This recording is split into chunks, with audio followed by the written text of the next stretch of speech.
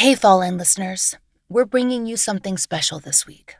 Maybe like me, you've been following the news about the criminal charges and lawsuits against hip-hop mogul Sean Diddy Combs. Well, there's a new podcast that charts Diddy's rise to the top of music, fashion, and culture, and how it all came crashing down. The show's called Bad Rap, The Case Against Diddy. It's a 6-part series from 2020 and ABC Audio. For decades, Diddy was one of the most influential entertainers and entrepreneurs in the world. Then a video came out that showed a very different, violent side of Diddy. It wasn't the first time that there were whispers about Diddy's aggression, but for the first time, the evidence was undeniable, and everyone could see it. Soon, a wave of lawsuits followed with shocking allegations of sexual abuse and manipulation. And now, Diddy is facing federal charges that include sex trafficking. He is scheduled for a trial in May, and he denies all wrongdoing. In this episode, you'll hear about the reputation Diddy established at the height of his fame and how far he's fallen today. If you like it, search Bad Rap, The Case Against Diddy, wherever you get your podcasts. In the summer of 2009, everyone was paying attention to Sean Diddy Combs. He wasn't on the top of the Billboard charts anymore, but he had become a fixture of American pop culture. The flashiest example was his annual star-studded white party. It was an exclusive event, and everything had to be white, from the decor to the dress code. This was the early days of smartphones. Imagine every celebrity worth an Us Weekly headline with a bedazzled smartphone in their hand. It was before TikTok and Instagram, when tabloid coverage claimed to break juicy celebrity stories. Compared to the prominence of video and social media today, private celebrity parties were much more private. But one bit of Diddy's 2009 white party was captured on video. Rapper and record producer Jay Blaze caught it on camera and posted it to YouTube for the world to see. Actor Ashton Kutcher grabs onto a swing strung over the pool and Tarzans across it. Diddy is emceeing in a sea of white suits, dresses, linen, and sunglasses. Ashton is on the swing. Don't do that at home. By the summer of 2009, Diddy had won 3 Grammys. He had 5 songs hit number 1 on the Billboard Hot 100 chart, and 3 of his albums had gone platinum. He was successful and rich.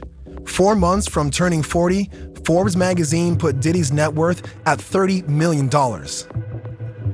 He'd presented himself for a long time as a champion and model of Black excellence. And he was feeling patriotic after the U.S. elected its first Black president. So, he decided this year's white party would be held on Independence Day. He gave Marie Claire magazine a sneak peek before the party started. The pool, draped in gauzy white curtains and chandeliers. Platters of shrimp, crab cakes, and barbecue were served. Spreading love, 4th of July, and I'm out here making movies and meeting new people, and that's what the white part is about people meeting new people. A sommelier explains that all the wine served would be, of course, white. We are going to be pouring some wines from the south of the Burgundy region, a Macon Village and a Pouilly Fuissé.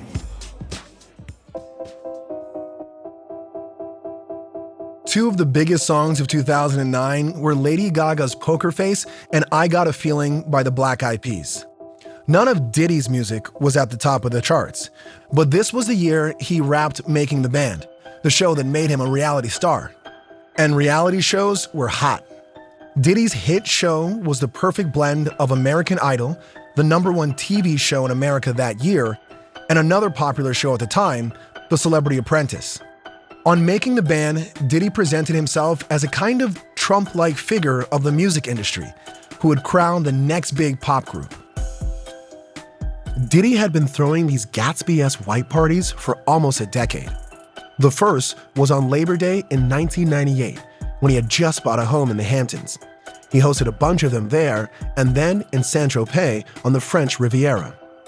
One year, he took a helicopter to the party and landed holding an original copy of the Declaration of Independence. The famous writer Norman Lear loaned it to him. All of the big celebrities appeared at Diddy's white parties. Beyonce, Jay-Z, Jonah Hill, Martha Stewart, Paris Hilton, Aretha Franklin, Al Sharpton, and Donald Trump, they all orbited the Diddy White Party sphere. As a record exec, Diddy helped launch the careers of artists who would become legends: the Notorious B.I.G., Mary J. Blige, Faith Evans, Usher, and many others. So it's no surprise people wanted the invite to Diddy's parties. If they had got one, then they belonged in the list of celebrities, politicians, and cultural icons who had proximity to a mogul, who knew everyone and could make things happen. You could hang out in the backyard with hundreds of guests who made it through the gates to the main party. But it still had a VIP section, an inner circle.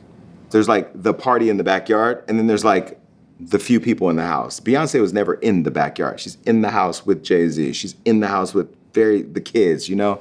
We didn't get to smell the same air as Beyonce. Reality TV personality and podcaster Jason Lee was at the 2009 Independence Day White Party. He remembers it as a good time and says it helped his career.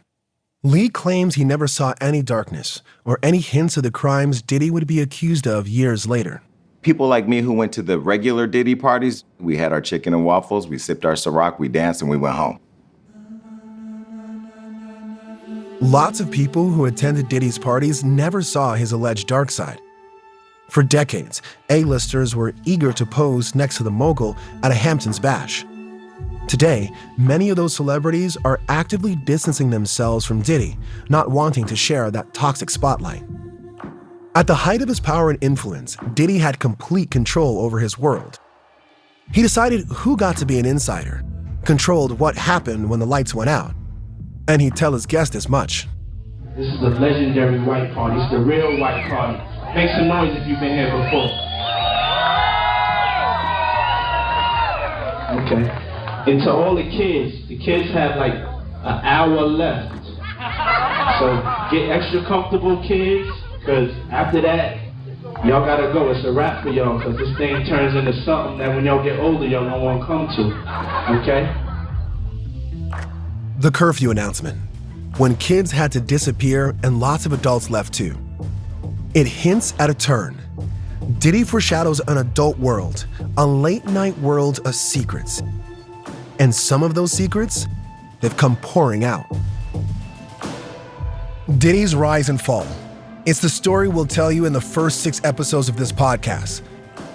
How a man who was on top of the music industry and on top of the world is now confined to a cell that couldn't be less luxurious, awaiting trial.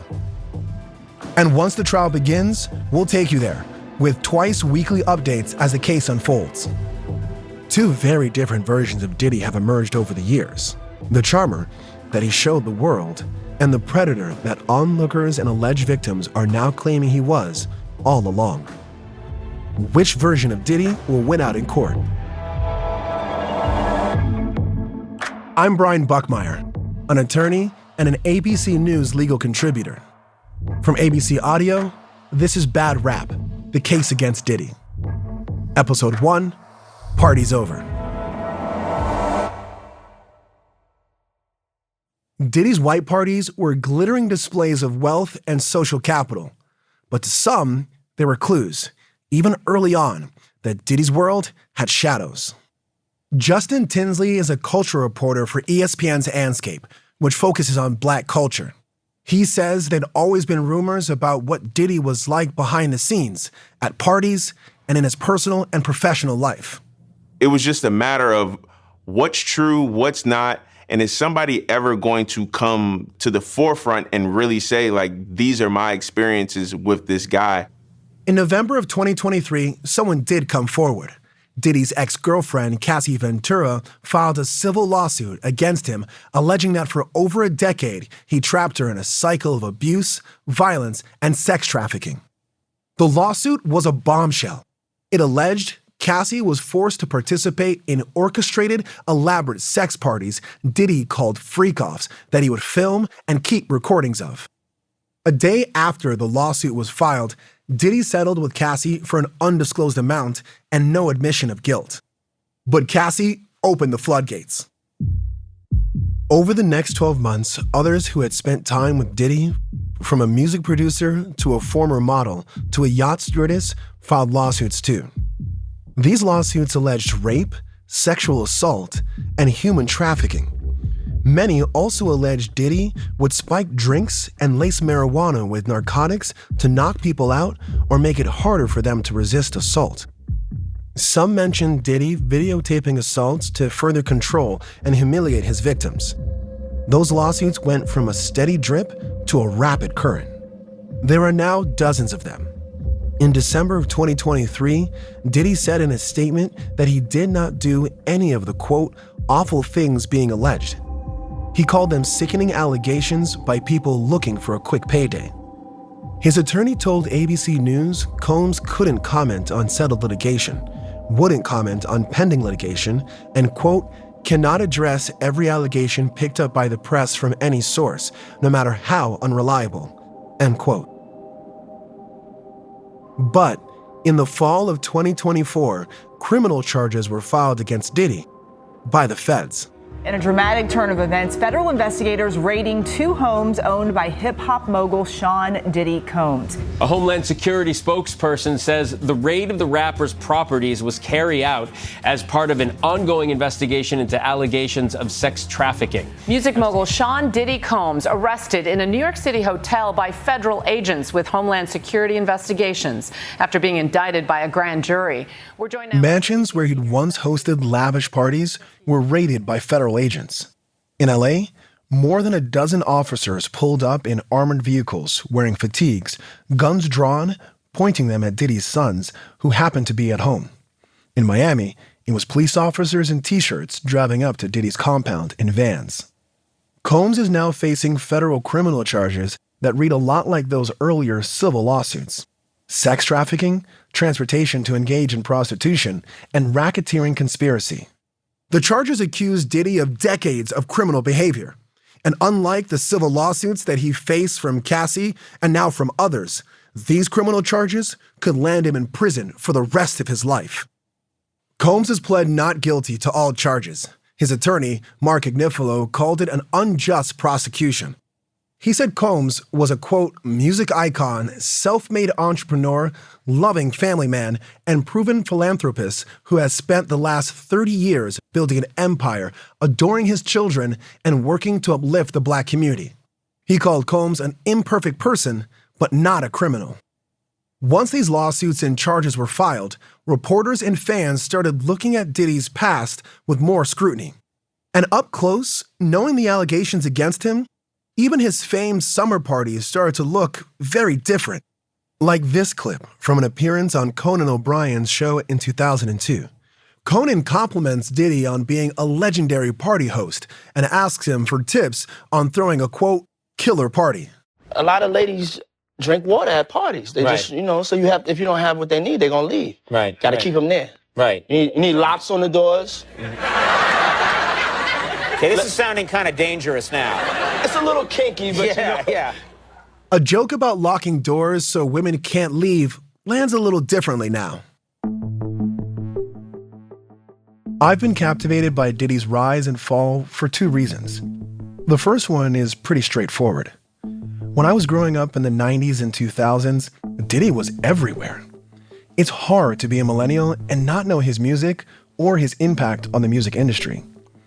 One of his most popular songs I remember playing on the radio in elementary school was his All About the Benjamins. What y'all wanna do? Wanna be ballers, shot callers, brawlers, who be dipping in the bins with the spoilers. And Can't Nobody Hold Me Down. Can't nobody take my pride. Can't nobody hold me down. Oh no, I got to keep on moving. He marketed himself as a kingmaker in the world of hip-hop, and everything he touched seemed to turn to gold. He turned hip-hop from being a thing my mom probably didn't want me to listen to something that could make you into a billionaire businessman, something my mom would approve of. Back then, before the lawsuits, before the allegations and scrutiny, Diddy was someone you could look up to. But I'm not a culture reporter or a music journalist. I'm an attorney. I spent almost 10 years as a public defender in New York City, the last few of those in the homicide unit. Now, I litigate federal civil and criminal cases. And to be clear, I am not an attorney on Diddy's case, but I have represented people who have been accused of the kind of crimes he's being accused of, and people who were victims of those types of crimes. And even with all of my experience, when I read through some of the lawsuits from the people who had sued Diddy, I had to stop myself sometimes. The photos and details were jaw-dropping. They were a shock to my system. And the federal indictment is sweeping and disturbing. Diddy is accused of running a vast criminal enterprise that abused, threatened, and coerced his alleged victims and others around him to fulfill his sexual desires, protect his reputation, and cover up his conduct for decades. Diddy maintains his innocence. His trial is set to start in May. Until then, he's locked up, stuck in a place that couldn't be more different from the luxury he's used to. A place he doesn't want to be. A place that no amount of money can get him out of. A place I know well. More after the break.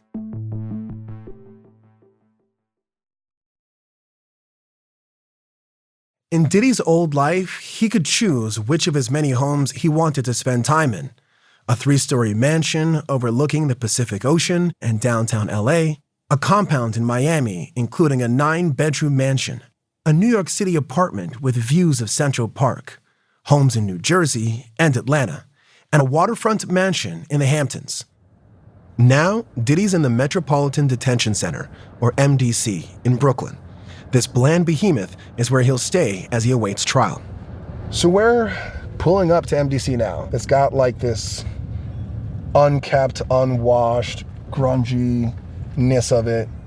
There's a tall metal fence around the MDC complex, so the parking lot's as far as most reporters get. But as a defense attorney, I'm here almost every week, and I can get further than most. I walk through the gate, up the steps, and through the doors to security. I get escorted into the visitors area, and I meet my client for about an hour or two. For the parts of the jail I can't see, my clients fill me in. About how boiling hot it is in the summer, how cold it is in the winter. An inmate told me that at one point, when there was no heat or hot water, he couldn't go to the showers and instead was dumping hot water onto his body from the sink, washing himself and catching the water in the toilet. I had to come to MDC on that cold, gray day in January to meet with a client who was awaiting sentencing. Getting out of my Uber, I looked up at this complex of tall, concrete buildings. And the gate before you come in, you can actually hear people. It almost sounds like they're like rec hour. Yeah, it sounds like they're playing a sport. Each of MDC's buildings are 10 or more stories tall. And where the windows in a typical apartment would be, you have red brick slabs with narrow slats and big sections of metal grating that give you the impression of a locked jail cell, even from the outside. MDC is right on the Brooklyn waterfront, just a few blocks from a bougie, converted warehouse space, full of artisanal shops and upscale restaurants. But if you're part of the legal system in New York, you know that MDC is not a nice place to be. In fact, it's been described as hell on earth, known for its violence, corruption, and miserable conditions. It's a federal building, so you can see Department of Justice, Federal Bureau of Prisons. You see the American flag, and the building has watermarks and rust on the metal parts and things of that way. Over the years, it's housed some people you've probably heard of, like R. Kelly, Michael Cohen, Ghislaine Maxwell, Sam Bankman-Fried, Luigi Mangione, and Sean Diddy Combs. Combs has been at MDC since he was arrested last September. According to his attorney, Mark Agnifilo, Diddy had flown to New York to cooperate with authorities. He came here to turn himself in. He's been looking forward to clearing his name, and he's going to clear his name. Paparazzi and onlookers caught snippets of Diddy's visit to New York last September. And from those photos and videos, it looked like he was enjoying his time, talking and smiling with fans, playing hacky sack in Central Park, strolling through the city with his family. If Diddy had plans to turn himself in, he didn't do it for the first 12 days he was in New York. But on the night of September 16th at the Park Hyatt Hotel in Midtown Manhattan, Homeland Security investigations agents caught Diddy by surprise. You could see on the hotel security footage that Diddy walked into the front door and the agents approached him. They separated him from the group he was with, put handcuffs on him, and took him away. The day after Combs' arrest, the prosecutor at the time held a news conference to announce the charges. Combs allegedly planned and controlled the sex performances, which he called freak-offs, and he often electronically recorded them. The freak-offs sometimes lasted days at a time, involved multiple commercial sex workers, and often involved a variety of narcotics, such as ketamine, ecstasy, and GHB, which Combs distributed to the victims to keep them obedient and compliant. Because of how serious and violent the alleged crimes are, Combs was ordered held without bail. ABC News chief investigative correspondent Aaron Katersky was in the courtroom. Sean Combs entered in a black T-shirt, gray sweatpants, and sneakers. He actually looked a little stunned as he surveyed the imposing room. Several of his children and his sister were there watching as he pleaded not guilty. And then they saw him led out by the marshals after the judge ordered him into custody without bail, David. Aaron Katersky leading us off. It didn't surprise me that things didn't go Diddy's way with bail. The allegations and trafficking charges are very serious. And if Diddy were out on bail, the fear was he'd had the ability to reach witnesses and possibly intimidate them. I didn't think there was a chance he was getting out. But that didn't stop Diddy or his attorneys from trying. Diddy's attorney told reporters before the start of the bail hearings, MDC was no place for his client. I told Mr. Combs I'm going to try and get his case to trial as quickly as possible. I'm going to try and minimize the amount of time he spends in very, very difficult and I believe inhumane housing conditions in the special housing unit of the Metropolitan Detention Facility. Over and over again, Diddy tried to get released. He tried offering a $50 million bond. He tried offering home confinement. He tried to prove he wasn't a flight risk, attempting to sell his private plane, and saying he'd surrender his passport to his attorney. He was trying to be a cooperative defendant. But no. Sean Combs was denied bail 4 times. ABC News Live, a judge has denied bail for Sean Diddy Combs. Of course, Sean Diddy Combs has been denied bail once again. A judge in New York denied music mogul Sean Combs' request for bail, saying Combs is potentially dangerous to the community. The judges were also concerned he'd obstruct justice and intimidate witnesses. That last part, witness intimidation, has become a big issue in Combs' case in recent months. In one of his first bail hearings, prosecutors presented calls Diddy made and texts he sent before his arrest. They said Diddy reached out to potential witnesses, telling them they'd be taken care of financially if they stuck by his side. And then in November, after he'd been at MDC for about 2 months and was up for a 3rd chance at bail, prosecutors alleged Combs had been paying other inmates to access their phone accounts and, according to the government, avoid law enforcement monitoring. And prosecutors said they caught Combs on recorded calls from jail asking family members to reach out to potential victims and witnesses and urge them to come up with narratives to sway the jury in his favor.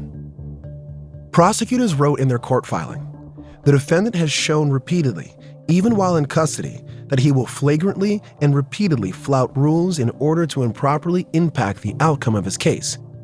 The defendant has shown, in other words, that he cannot be trusted to abide by rules or conditions. Diddy's attorneys responded to prosecutors' arguments by saying the nonstop drumbeat of negative publicity has destroyed Combs' reputation and will make it virtually impossible for him to receive a fair trial. So Combs isn't back in his $48 million mansion on an island in Miami Beach, where at one point he'd asked to await trial. Instead, he's being detained far from the pools, hot tubs, cabanas, and ocean views he's used to. So what's it like being an inmate at MDC? What's it like being a celebrity and alleged sex offender in MDC, a notoriously dangerous and neglected jail? After the break, we meet someone who gives us an inside view of MDC most people don't get to see, and a window into Combs' life behind bars.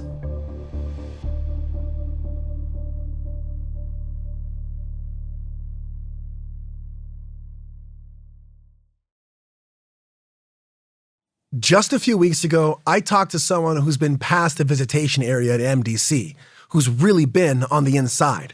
And I will try my best to make this not feel like a cross-examination, even though that is my typical practice. Oh, that's okay. You can ask me anything. I mean, That's Cameron Lindsay. He's worked in corrections for 25 years. He was a warden of 5 different correctional facilities, including MDC Brooklyn, and since retiring in 2014, he's continued to work in jails and prisons around the country as a consultant and also serves as an expert witness, often testifying on behalf of a plaintiff who was hurt or even killed while incarcerated. So he's seen some stuff in this country's correction system. And he says for anyone, going into detention is a shock to the system, but especially for someone like Sean Combs. Just utterly upending, utterly shocking. I mean, for somebody like you're pointing out, sir, who has, boatloads of money, who is used to a lifestyle of just doing whatever he wants. It's like going 100 miles an hour and slamming into a wall. It's small things, like having to wear the same beige prison-issued jumpsuit as everyone else. And it's big things too, like where and how he's housed. Diddy's lawyer has said he's in what's called the special housing unit, which means he's separated from the general population. If it were up to retired Warden Lindsay, he'd go even further, putting Diddy in almost complete isolation. In my humble estimation, an individual like Mr. Combs, P. Diddy, he should be quartered separately in a lockdown situation, which would entail 23 hours in a lockdown cell by himself. He would be afforded 1 hour of recreation every day. He would be afforded 3 showers per week. His meals would be delivered to him in his cell. But that doesn't seem to be MDC's approach. Diddy reportedly has access to at least some other inmates. Convicted crypto fraudster Sam Bankman-Fried said in an interview with Tucker Carlson that Diddy has been kind to people in the unit, and he's been, quote, kind to me. We also know Diddy's cell is small, not what he's used to. They have a toilet sink combo, they have a desk, and they have a bunk, and that's it. They are afforded certain privileges, reading materials, commissary. They keep Diddy separated from the jail's general population to keep him safe. His wealth and notoriety could make him a target. When somebody has this much money and they have been alleged to have committed these heinous crimes, like in this case with P. Diddy, all those things add up to the likelihood of a potential threat. It's right for MDC officials to take Diddy's safety seriously. The facility is infamously dangerous. The Associated Press reported that just in the last 3 years, there has been a stabbing death, a death after a brawl, and at least 4 deaths by suicide. And in the time Diddy's been at MDC, an inmate was charged with orchestrating a murder-for-hire plot from inside. A Southern District of New York judge said in a 2024 opinion that defendants at MDC Brooklyn complain of, quote, near perpetual lockdowns, dreadful conditions, and lengthy delays in getting medical care. He and other federal judges have refused to send defendants to MDC on the grounds that conditions are so bad. Conditions at MDC sank to their lowest in 2019 with what Lindsay calls the freeze-out, when nearly 1,700 inmates had to live in below freezing temperatures for a week. They couldn't get the power on for like a week. And I was just so perplexed by that. And so that was the first thing that started getting my attention. Like, what the heck's going on with the agency? There was a heat and power outage at the same time. Cells were dark. Toilets wouldn't flush. And access to food, medical care, and phone calls were cut off. Inmates sued, the Department of Justice investigated, and a settlement was reached for about $10 million. When you're incarcerated, sometimes getting the bare necessities can be a struggle. But what happens when your clientele includes people with means? People who are used to buying whatever they want? Lindsay doesn't know anything about Diddy specifically, but I asked him about corruption in general. So if I tell you that I've heard stories like Well, people are buying cell phones inside of MDC, and people are having sometimes lobster dinners or dinners brought to them that you're wondering, how are you eating like this in MDC? Are those shocking to you at all that I'm talking to you about lobster dinners and cell phones in MDC? No, not at all. There's an element of corruption in every correctional facility. I can tell you that at MDC Brooklyn, my experience was there was a core of really, really solid staff at MDC Brooklyn that held the facility together.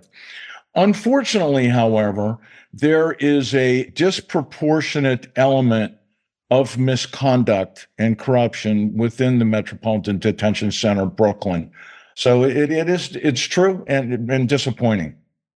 It's hard to know the precise impact Diddy's presence has had on MDC, but retired warden Cameron Lindsay says it's reasonable to think there's been increased scrutiny on the facility from higher-ups. We do know since he's been in, there have been lockdowns and contraband sweeps involving other inmates, in which investigators have seized drugs, homemade weapons, and electronic devices. I can't even imagine the pressure that's coming down from the top of the administration down. I would think that the word coming down is, you better keep these people safe and make sure that you're doing your job. So we started with Diddy at his peak, the host of the party that everyone wanted to go to, the center of an industry that so many wanted to be part of, the key that could unlock success and fame for those around him. But now he's locked up and can't even control the most basic things, like when he eats or bathes. How did Diddy go from mogul to inmate? How did he build not just a career, but an empire?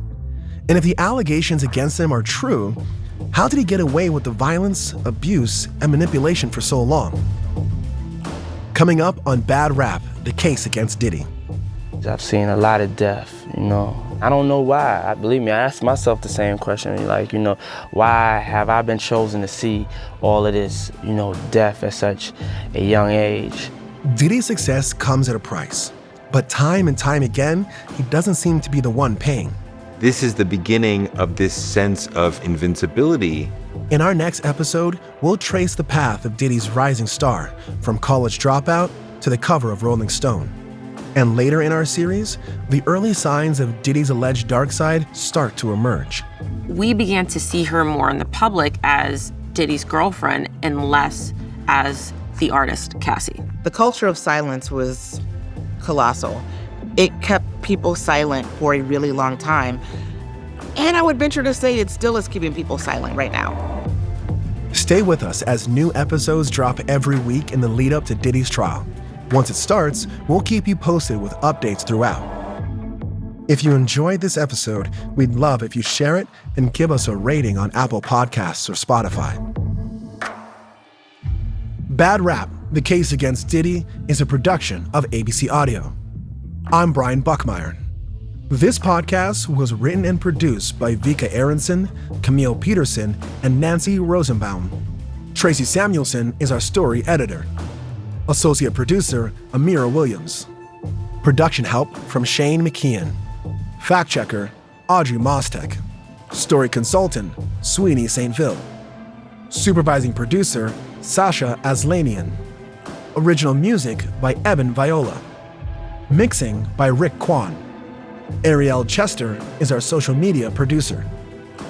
This podcast was powered by the journalists at Impact by Nightline, 2020, GMA, and the ABC News Investigative Unit. Thanks to those teams. And special thanks to Stephanie Maurice, Liz Alessi, and Katie Dendas. Josh Cohan is ABC Audio's Director of Podcast Programming. Laura Mayer is our executive producer.